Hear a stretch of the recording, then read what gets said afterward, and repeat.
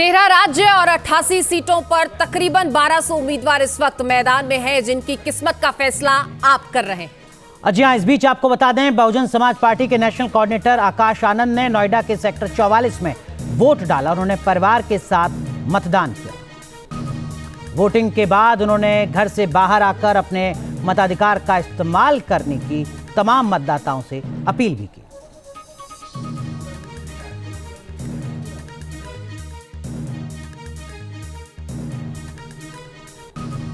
तो ये तस्वीर आपको दिखा रहे हैं। बहुजन समाज पार्टी के नेशनल कोऑर्डिनेटर आकाश आनंद ने अपनी वोट की ताकत का इस्तेमाल किया है। नोएडा के सेक्टर 44 में जाकर उन्होंने वोट डाला है। साथ ही साथ तमाम मतदाताओं से अपील भी की है कि वो भी अपने घर से बाहर निकलें, अपनी वोट की ताकत का इस्तेमाल करें।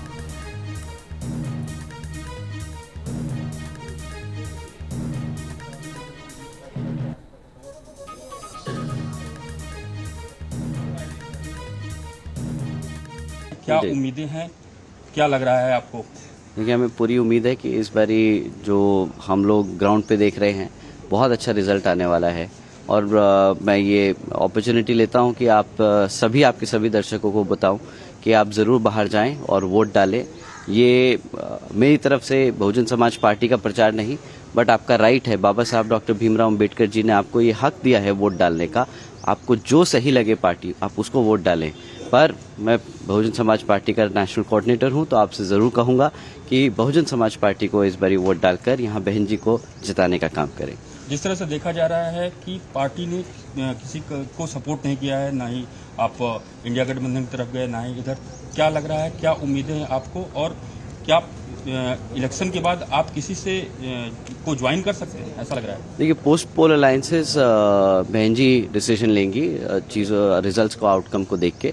और हम इसलिए अलग लड़ रहे हैं कि हम चाहे वो इंडी हो या एनडीए हो, हम उनकी पॉलिसी डिसीजन से अलाइन नहीं करते।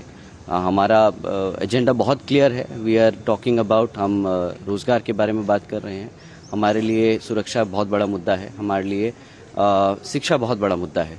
तो हम 3-4 मुद्दों को लेके मैदान में हैं, और इस बारी हमें नहीं लगता कि वो दूसरी पार्टियों का भी वही अलाइनमेंट है इन मुद्दों पे। ऐसी भी बातें आ रही हैं कि आप लोग बीजेपी के साथ मिल सकते हैं। नहीं, ऐसा कोई नहीं है कि बीजेपी के साथ मिल सकते हैं। देखिए, जो रिजल्ट आता है हम बाद में देखेंगे कि कैसे बहन जी जो कॉल लेंगी, पोस्ट अलायंसेस क्या रहेगा, पोस्ट पोल अलायंस। चुनाव प्रचार के दौरान आपका बहुत बड़ा रोल रहा है। आपने सबके ऊपर, हर एक पार्टी के ऊपर निशाना साधा है। जी, देखिए, पार्टी पे कोई निशाना नहीं साधा है। देखिए, जो पार्टियां जो पॉलिसी डिसीजंस लेके जो एक्शन लेती आई हैं, उन्हीं एक्शंस को हमने हाईलाइट किया है। हमारा कोई व्यक्तिगत किसी से कोई नाराज़गी या कोई गुस्सा नहीं है, बट जिन लोगों के लिए हम आवाज़ उठा रहे हैं, अगर उनके साथ कुछ नाइंसाफ़ी हुई है, तो हम वही मुद्दे उठा रहे हैं और उन्हीं की बात सामने रख रहे हैं। हम किसी पर अटैक नहीं कर रहे हैं। ऐसे अखिलेश यादव जिस तरह से कन्नौज से अचानक से उन्होंने पर्चा दाखिल किया, क्या कहना चाहेंगे? देखिए, वो अपने पार्टी के प्रेसिडेंट हैं और वो कहीं से भी लड़ सकते हैं, वो उनकी इच्छा है।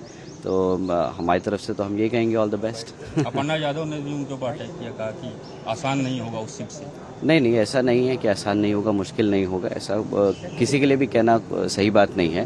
अखिलेश जी बहुत बड़े नेता हैं अपने समाज के, तो आई थिंक जैसा भी करेंगे ठीक ही करेंगे। इलेक्शन कमीशन ने बहुत सारे इश्यूज पे मोदी के ऊपर अटैक को लेकर, कांग्रेस के लीडर मल्लिकार्जुन खड़गे के ऊपर लेकर, राहुल गांधी के ऊपर बहुत सारे अटैक्स हैं, उसके ऊपर भी बातें रिपोर्ट मांगी हैं, और बाकी जो बातचीत कही गई है उस पर भी कुछ कहना चाहिए? देखिए, इलेक्शन कमीशन को सबका नोट लेना चाहिए। एक ये नहीं कि कौन किस पे अटैक कर रहा है, बट कौन सा नेता क्या बोल रहा है। इलेक्शन कमीशन सब पार्टियों के लिए बराबर होना चाहिए, बट वो हमें दिख नहीं रहा है। आई थिंक जो अनफेयरनेस है या जो अनबायसनेस है, बायसनेस है, वो दिख रही है। तो आई थिंक कुछ ज़रूर, अगर इलेक्शन कमीशन कोई सही एक्शन लेंगे तो हम उसको ज़रूर वेलकम करेंगे। बिल्कुल।